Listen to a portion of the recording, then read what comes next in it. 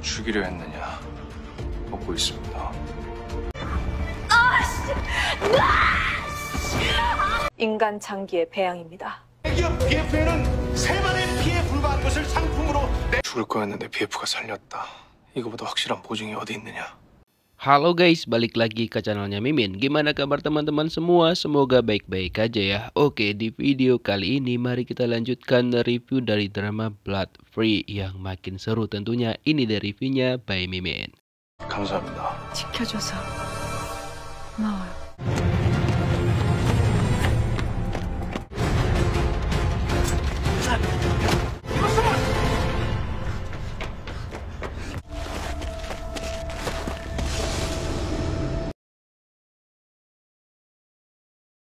Karena Woo Chae-won masih emosi dan melihat temannya udah seperti itu dan si pelakunya berhasil kabur, dia mencoba untuk melepaskan diri dari Pak Pol dan gak sengaja dia mengeluarkan kekuatan super dan mereka pun terlempar dari sana. Lalu dia meminta maaf dan akhirnya dibawa ke kantor Pak Pol. Lalu Bujung mengabarkan kepada Jayu bahwa salah satu pengolnya meninggoy dan Woo Chae-won ditahan di kantor Pak Pol.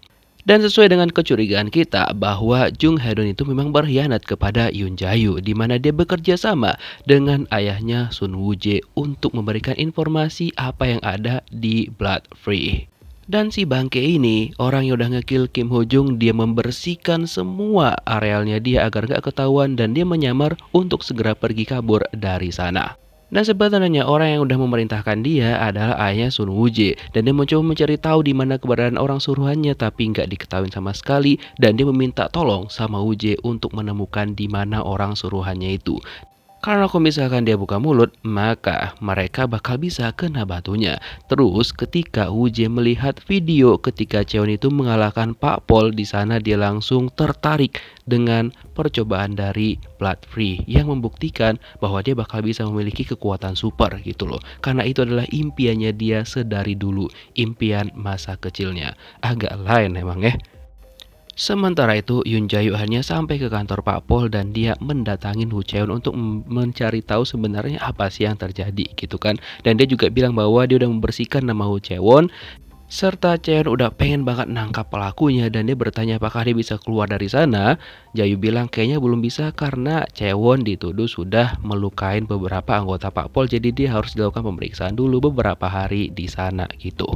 Tapi Yoon Jayu itu curiga bahwa kayaknya ada orang dalam dari mereka juga yang sudah terlibat dalam hal itu. Ditambah lagi kata Chae-won bisa jadi atau orang tersebut nyuruh seseorang yang profesional untuk dibayar melakukan hal itu karena kerjanya itu kayak bener-bener rapi banget gitu loh. Dan karena kejadian ini Woo Chae-won yakin banget bahwa Pak Kim yang terbang ke Singapura juga di-kill, bukan meninggoy dengan sendirinya. Jadi mereka bakal memburu siapa sih sebenarnya pengkhianat di antara mereka. Dan sebelum Yoon Jayu pergi, Chae-won sempat menyampaikan sesuatu yang dirahasiakan di antara mereka berdua. 부장 이내식입니다. 저희 직원이 무례를 Setelah itu datanglah pimpinan Pak Pol bertemu dengan Jayu dan dia pun bakal menunjukkan CCTV yang sempat terekam dari mobil anggotanya Yoon Jayu. Nah dari sana Jayu langsung menyambungkan kepada Onsan untuk melihat apakah yang bisa mereka dapatkan informasi dari video tersebut. Lalu Onsan mengembangkannya dan mencoba mendapatkan plat mobil yang dipakai sama asistennya Yoon Jayu, sama pengawalnya kan. Lalu Onsan menggunakan bantuannya Yongsil untuk mencari tahu sebenarnya kemana aja pergerakan mobil itu. Dan akhirnya tanpa basa-basi dan butuh waktu lama dia berhasil menemukan siapakah pelakunya. Yeps, dan itu benar orangnya. Langsung dikirimkanlah sama Yoon Jayu fotonya. Dan dia juga meminta maaf sama Pak Pol dan juga beberapa anggota di sana karena kesalahan yang sempat dibuat sama Chae-won yang dia nggak sengaja udah mukul mereka gitu. Dan Yoon Jayu juga memberitahukan sebuah lokasi kepada mereka untuk dicek dan foto dari pelakunya kepada Pak Pol. Mereka heran Jayu tahu dari mana. Ya, dia memiliki aplikasi yang luar biasa. 이놈이에요? 네. So-hui juga diberitahukan sama Onsan siapakah pelaku sebenarnya, dan di sini juga Onsan nge-spill sama Hui bahwa yang menyebabkan anggota mereka itu bisa terkill adalah karena kemeja ataupun jas yang diberikan sama Hui ke anggota mereka. Jadi dia di sini kayak ngerasa bersalah dan jadi khawatir kalau misalkan nanti Onsan juga nyuduh dia sebagai salah satu komplotan yang melakukan rencana tersebut gitu. Jadi dia kayak, waduh bahaya nih kalau misalkan dia bakal dimasukkan dalam daftar orang yang dicurigain. 네, 가셔도 됩니다. 죄송했습니다. Woo Jae-won tiba-tiba aja disuruh keluar dan mereka pun sudah selesai melakukan pemeriksaan. Lalu Jae-won nelpon Jayu dan nanya apakah Jayu yang udah mengeluarkan dia dari sana. Jayu bilang enggak, bukan dia dan dia juga belum melakukan apa-apa gitu. Nah terus tiba-tiba Jae-won dijemput sama beberapa orang pengawal dan dia masuk ke dalam mobil tersebut. Jayu jadi penasaran dan dia pun pergi untuk mencari Jae-won melalui Yongsil. Nah ternyata yang udah mengeluarkan Jae-won dari sana adalah Son Woo-jae. Itu dia lakukan karena dia penasaran banget bagaimana caranya si Jae-won itu mendapatkan kekuatan super gitu kan. Apakah dia udah dijadikan eksperimen sama Yoon Jae-yu ataupun gimana gitu. Nah terus Jae-won bilang bahwa mereka perlu membicarakan hal yang lebih serius dibandingkan hal itu. Tentang sesuatu yang mungkin udah dilakukan Son Woo-jae di masa lalu. Yaitu tentang Presiden Lee Moon-gyu yang kemungkinan besar si Woo-jae ini terlibat ketika peledakan yang terjadi beberapa tahun yang lalu yang juga melibatkan Woo Jae-won. Nah karena dia dituduh akan hal itu, dia nggak terima dan marah sama Woo Jae-won. Terus Jae-won langsung nge-spill tentang istri kedua dari ayahnya yang mungkin juga si Woo-jae ini nggak satu darah sama kakeknya. Nah karena itulah dia nantang Jae-won untuk berduel.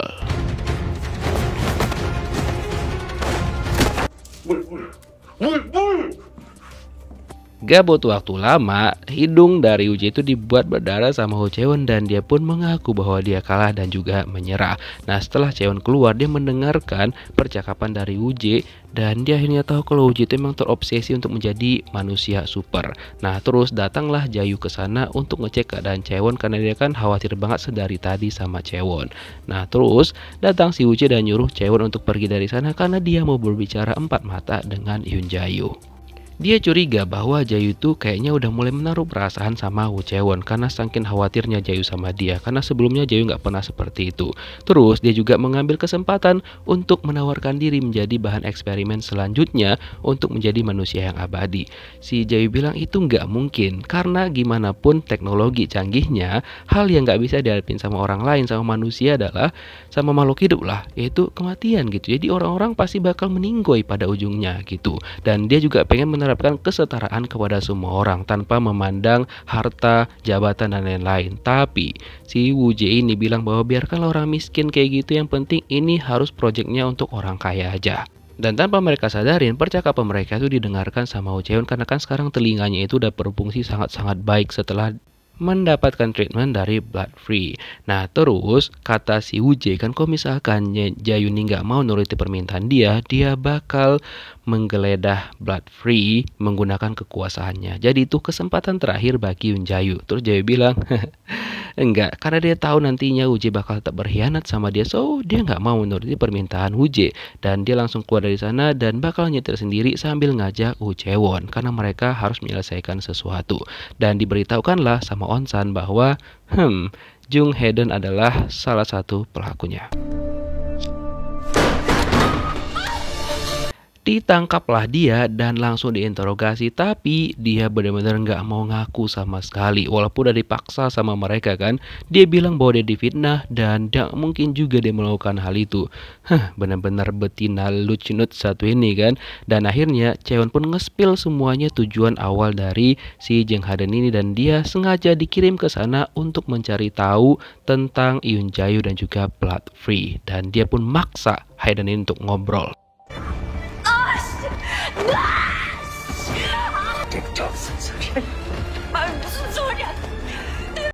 Yoon Jae-yu yang masih agak kasihan sama teman pengkhianatnya itu memutuskan untuk bilang sama si Jae-won untuk jangan melanjutkan hal itu gitu loh. Padahal sebenarnya di luar sana Jae-won nggak tahu kalau misalkan komplotan dari Hae-deon itu udah berusaha untuk meretas blood free dalam waktu 2 hari ke depan. Tapi dia tetap aja ngebelain si betina lucunut itu kan. Dan untung aja Onsan mendukung perlakuan Woo Jae-won kepada Jung Hae-deon. Tapi sekeras apapun mereka lakukan sama si Haden, dia tetap aja nggak mau ngomong dan menutup rapat-rapat mulutnya dia. Nah setelah itu Jayu pengen berbicara berdua sama Chaewon dan dia pengen minta penjelasan apa yang barusan Chaewon bilang toh. 자꾸 날 끌어들이려고 몰래 통했는데 뭘 갖다 봐. Betapa kecewanya Jayu karena dia udah berusaha untuk menjadikan Chaewon jadi orang kepercayaannya dia, tapi ternyata selama ini dia dikhianatin dan juga dibohongin gitu. Tapi Chaewon bilang bahwa dia nggak pernah mengkhianatin Jayu, nggak pernah membocorkan informasi apapun karena dulu dia nggak tahu si Jayu siapa, dan setelah dia tahu, jadi dia memutuskan untuk berada di pihaknya Hyun Jayu. Dan dia minta izin sama Jayu untuk mencari tahu siapakah killer si Hosung. Jayu bilang bodo amat, kamu dipecat. Sementara itu Jung Haden ini dicoba untuk melihat sesuatu apa yang dia pikirkan menggunakan alat canggih dari Blood Free. Tapi tetap aja si betina ini susah kali. Hingga akhirnya informasi di otaknya itu berhasil mereka pindai dan ada sesuatu hal yang dilihat sama Onsan tentang istri dari si petani yang meninggal beberapa tahun yang lalu. Terus datanglah si Hyun Jayu dan bilang sama Jung Haden bahwa dia bakal menghukum Jung Haden atas apa yang sudah dia lakukan. Bahkan Jayu juga melaporkan bahwa dia itu udah hilang dan kalau misalkan nggak mau ngaku, dia bakal membekukan Jung Haden. Tapi di samping itu Sun Woo-jae karena dia itu nggak mau diturutin permintaan sama Jayu, jadi dia mengumpulkan seluruh orang di pemerintahan dan dia mengatakan bahwa dia bakal ngebongkar dan menyelidikin apa sebenarnya yang disimpan penelitiannya sama Blood Free, dan dia meminta izin kepada seluruh orang di sana untuk mengizinkannya melakukan investigasi. Dan ya karena dia bisa bermain kata-kata, akhirnya mereka menyetujui hal tersebut. Dan pada malam harinya Hyun Jayu pergi ke rumahnya Chaewon untuk membereskan barang-barangnya dia karena dia bakal pindah dari sana karena kekecewaannya kepada Chaewon.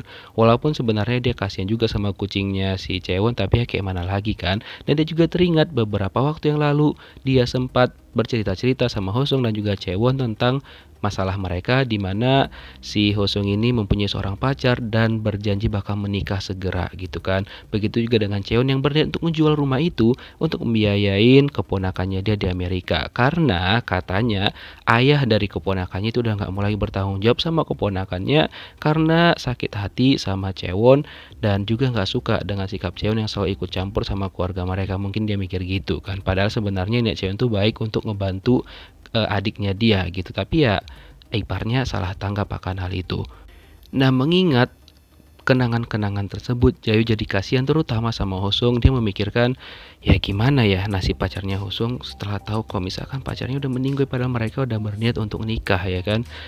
Aduh ya begitulah hidup Jayu.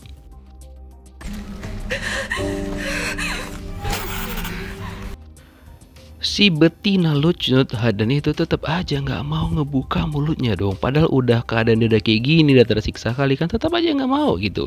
Dan ketika Onsan mau ngasih dia makan, dia mencoba memanfaatkan Onsan dengan bilang bahwa dia suka sama Onsan gitu kan. Jadi selama ini dia cemburu karena Onsan itu terus-terusan lebih perhatian sama Jayu dibandingkan sama dia. Tapi apakah Onsan percaya dengan hal itu?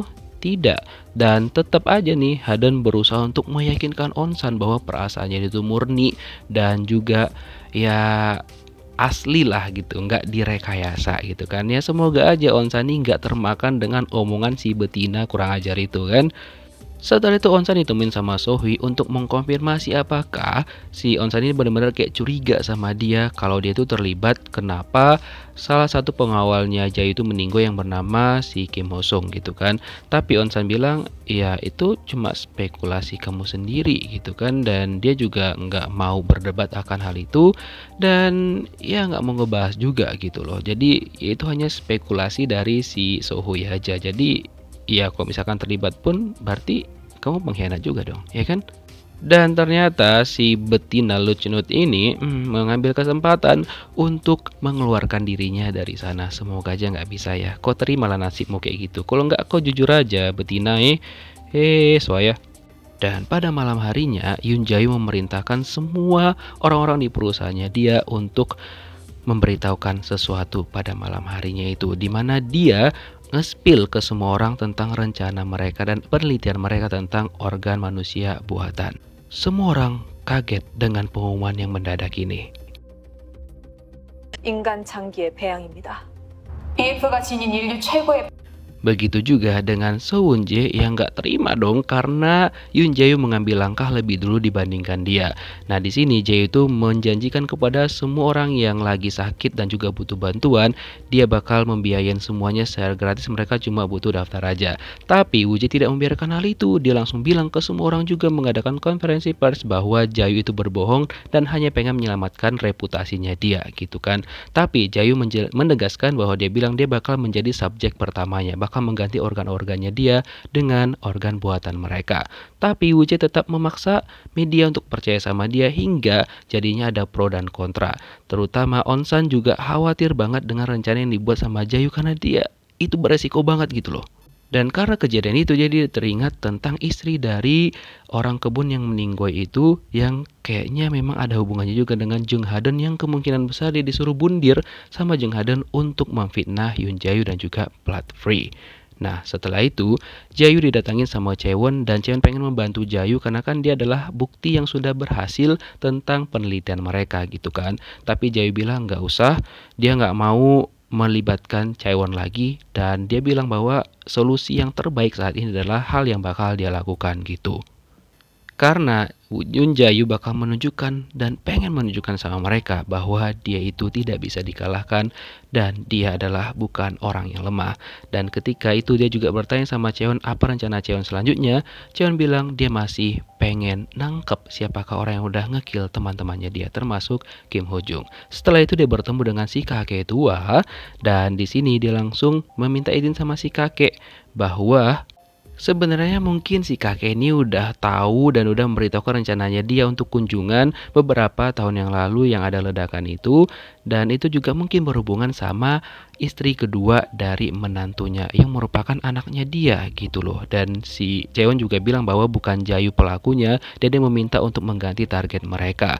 Tapi si kakek nggak terima dan mencoba menghubungi orang lain dan Chaewon pun mendengarkan percakapan tersebut. Setelah itu dia pergi menemuin istri kedua dari Sun Woo-geun karena dia pengen banget menangkap siapa sih pelaku sebenarnya yang udah ngekill teman-temannya dia. Dia teringat temennya waktu di militer dan juga temannya setelah dia menjadi pengawalnya Yoon Jae-yu. Dia berjanji bakal menangkap dan juga memberikan pelajaran kepada orang itu. Gimanakah ending dari drama ini? Kita lihat di 2 episode terakhir minggu depan. Thank you for watching guys. See you next video. Bye bye.